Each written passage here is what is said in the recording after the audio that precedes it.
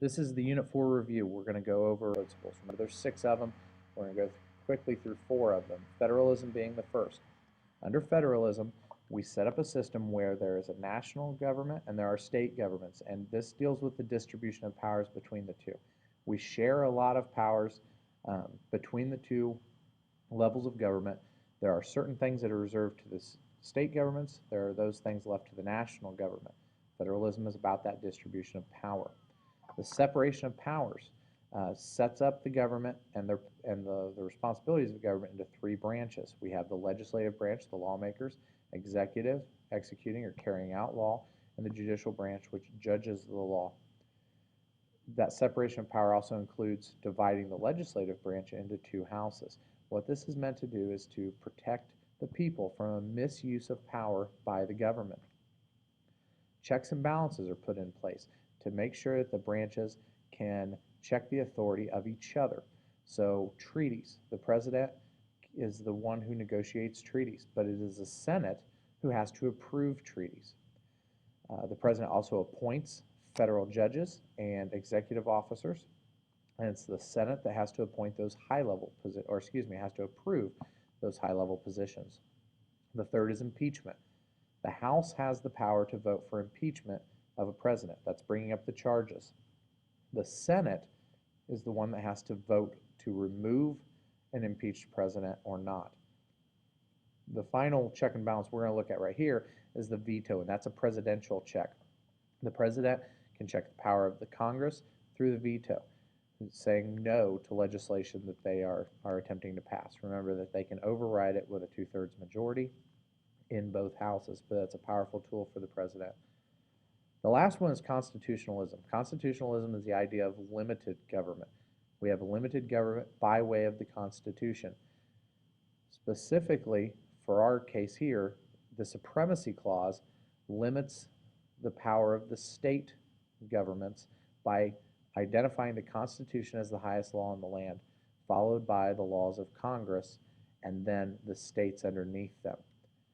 Both share powers, but the trump card remains with the national government.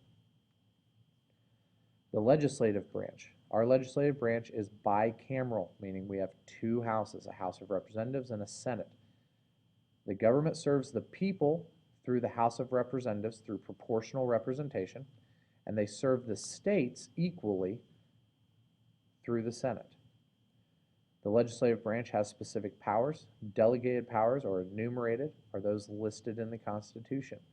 Implied powers are those that we read into, like the necessary and proper clause. And then we have inherent powers, those powers that all good governments have to conduct, overseeing or investigating the legislation and the acts of the other branches. Congress and the people share a special relationship as well. Congress is elected to represent the people, and representatives often go by one of 2 models, the delegate model or the trustee model. Under the delegate model, a representative is a mirror reflection of their constituency. They are trying to act as their constituents would want them to.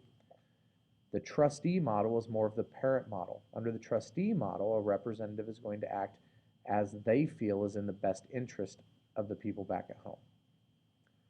One of the major things that representatives do for the people at home is casework. Casework involves directly helping individuals from their constituency with particular problems they may have in relationship to government. So whenever they're trying to reach an individual, this is casework, and it can be very important for elections in the future. The congressmen are under the first goal of voting on legislation to serve the best interests of the people. So they vote on legislation. The people can be involved in the process, but they will never vote on legislation. The people can petition the government. They can call their representatives. They can testify in committees if called forth. Maybe they have particular expertise. Or they can lobby, trying to convince representatives of what measures they want to see passed. The people can carry all 3 of those roles, but it's the Congress that will eventually make the vote on legislation. The most important thing that the legislative branch does, obviously, is lawmaking. So how a bill becomes a law. This is the quick version. Remember, an idea can come from anyone, but it has to be proposed by a congressman. Once it is presented, it will go to committee. Committees are where the real work of Congress gets done. This is where bills are looked at, they're reviewed, they're cut up, marked up, changed. Experts are brought in to testify. So the majority of work done in Congress, the real work, is done within the committee. Once the committees have figured out the bills, then they go on to the full House. The bill has to pass both houses of Congress. It goes through the House of Representatives and through the Senate. And any changes that are made along the way are going to have to be cleaned up. The conference committee is the leadership of both houses that work together to come up with identical language so that when the bill goes to the president, both sides see the same verbiage. The president then has to make his action, either that veto or to sign it into law. The executive branch is run by the president. We have a presidential system, which means we vote for the legislative branch, our representatives. We also vote indirectly for our president through the Electoral College.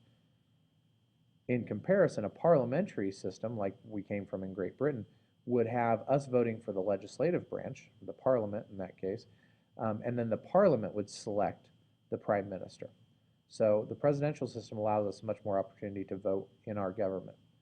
Remember, the presidential system relies on that Electoral College. The Electoral College was originally designed so the best and most well prepared from each state would go and select the leader of the nation. Today, the Electoral College follows the popular vote in each state.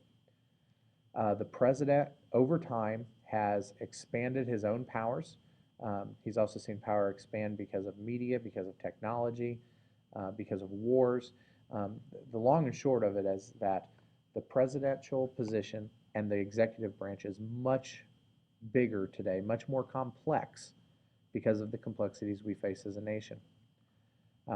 As going along with that then, our administration is much bigger. The bureaucracy, that fourth secret branch, really fits under the executive branch. They are tasked with making rules and implementing the laws that Congress passes, and they are underneath the president in their role. You're also going to want to check out or review the President's Hat video. You will be asked about the 7 roles the President performs. The judicial branch, the third branch, the first thing we want to cover is jurisdiction. Remember, they have jurisdiction in 2 ways, original jurisdiction and appellate jurisdiction. Most frequently, they're going to hear cases on appeal. That is appellate jurisdiction. When they decide on a case, they're going to interpret that case based on their understanding of the Constitution.